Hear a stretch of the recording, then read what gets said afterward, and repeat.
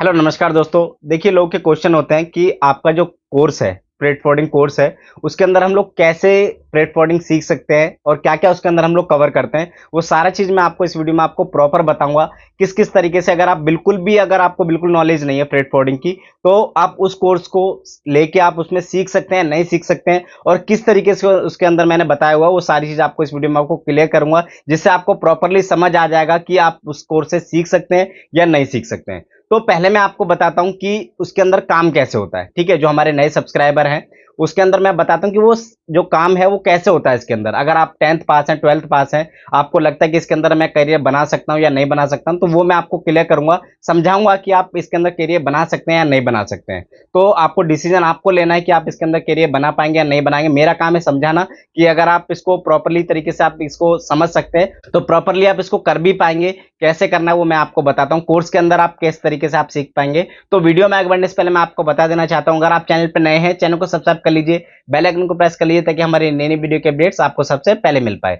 तो देखिए, सबसे पहले मैं आपको बताता हूँ कि इसमें वर्क कैसे होता है, फ्रेट फॉरवर्डिंग के अंदर वर्क कैसे होता है। फ्रेट फॉरवर्डिंग वर्क है, हम लोग जो एक तरीके से मीडिएटर की तरह काम करते हैं। फ्रेट फॉरवर्डिंग होता है, जैसे एक फ्रेट फॉरवर्डर है, मैं फ्रेट फॉरवर्डर हूँ, मेरे को शिपिंग लाइन से कंटेनर लेना है, जिसके पास कंटेनर्स हैं, ठीक है? जिसके पास शिप हैं, जो इंडिया से लेके कई अदर कंट्री में कंटेनर भेजते हैं, ठीक है? अपने शिप के थ्रू, उनके अपने वेसल भी होते हैं, तो हम लोगों को क्या करना पड़ता है, हमें शिपिंग लाइन से कंटेनर लेना है और जो एक्सपोर्टर है, उसको हम लोग प्रोवाइड कराना है, वो कंटेनर को। अब हम लोग क्या करेंगे, शिपिंग लाइन में जो अपना शिपिंग लाइन का रजिस्ट्रेशन है, अब मैं अपनी कंपनी का रजिस्ट्रेशन करना है उसमें और उसके बाद वहां से कंटेनर बुक करके हमें एक्सपोर्टर को देना है, ठीक है? हमारा काम क्या है कि हमें शिपिंग लाइन से जो भी उसकी रिक्वायरमेंट है, चाहे सबसे पहले मैं आपको बताता हूँ, देखिए क्या-क्या रिक्वायरमेंट हो सकती है। जैसे इसकी केवाईसी, क्या कार्गो जा रहा है, उसमें कार्गो में क्या-क्या चीज़ें हैं, मतलब क्या-क्या उसके अंदर कितना वेट है, वो चीज़ें हमें चाहिए होती हैं, ठीक है? हमें कंटेनर बुक करने के लिए।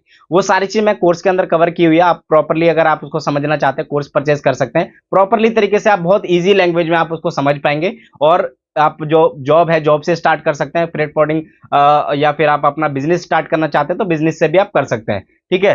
तो मैं बताता हूँ, हमें कंटेनर वहां से बुक करना है शिपिंग लाइन से, ठीक है? और हमें एक्सपोर्टर को देना है।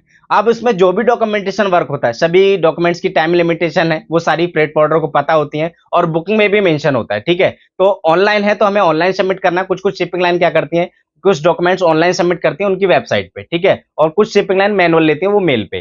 तो हमें क्या करना पड़ता है, हमें देखना पड़ता है कि उस डॉक्यूमेंट्स को हमें कैसे सबमिट करना है। उस लाइन से हमें पता करना है कि अगर वो मैनुअल ले रही है तो हमें मेल पे देना है और ऑनलाइन है तो ऑनलाइन जो उसकी टाइमिंग है, उस डॉक्यूमेंट्स की कट ऑफ टाइमिंग है या फिर उसका जो वर्किंग है, हमें जैसे कंटेनर गेट इन करना है पोर्ट पे या फिर हमें डॉक्यूमेंट्स हैंडओवर करना है। आपको अभी ये चीजें समझ नहीं आएंगी कि कट ऑफ क्या होती है या फिर डॉक्यूमेंट्स हैंडओवर क्या होता है। वो सारी चीज मैंने कोर्स में कवर की हुई है, आपको बहुत ही ईजी लैंग्वेज में आपको समझ आ जाएगा। और अगर आप 10th पास भी हैं, 12th पास भी हैं, आप अच्छा खासा करियर इसके अंदर बना सकते हैं। तो हमें उससे कंटेनर लेना है और उसको एक्सपोर्टर को प्रोवाइड कराना है। जितना भी डॉक्यूमेंटेशन वर्क है वो हमें करना पड़ता है, ठीक है? एक तरीके से हम लोग मेडिएटर की तरह काम करते हैं और पूरा जो कंटेनर है हमें लोड करके जो डेस्टिनेशन है, कंसाइनी जिसने माल खरीदा है, ठीक है? अभी आपको पता नहीं चलेगा कंसाइनी कौन होता है। तो कंसाइनी मैं आपको बता दूं, जो कंसाइनी जो बायर है, जिसने माल खरीदा है एक्सपोर्टर का, वहां पहुंचने तक का सारा जो डॉक्यूमेंटेशन वर्क है वो हमें करना पड़ता है और प्रॉपरली तरीके से हमें सारा जो उसका टाइम टू टाइम हमें पूरा वर्क करना पड़ता है, जिससे किसी भी तरीके की पेनल्टी ना लगे,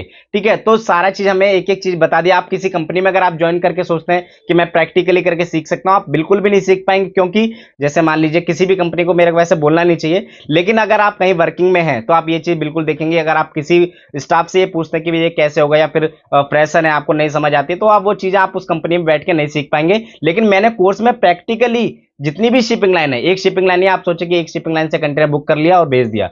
जितनी भी शिपिंग लाइन है, 10 से 12 शिपिंग लाइन है, सभी शिपिंग लाइन पे हमें वर्क करना पड़ता है। अलग एक तरीके से अलग अलग ये दुकानें हैं।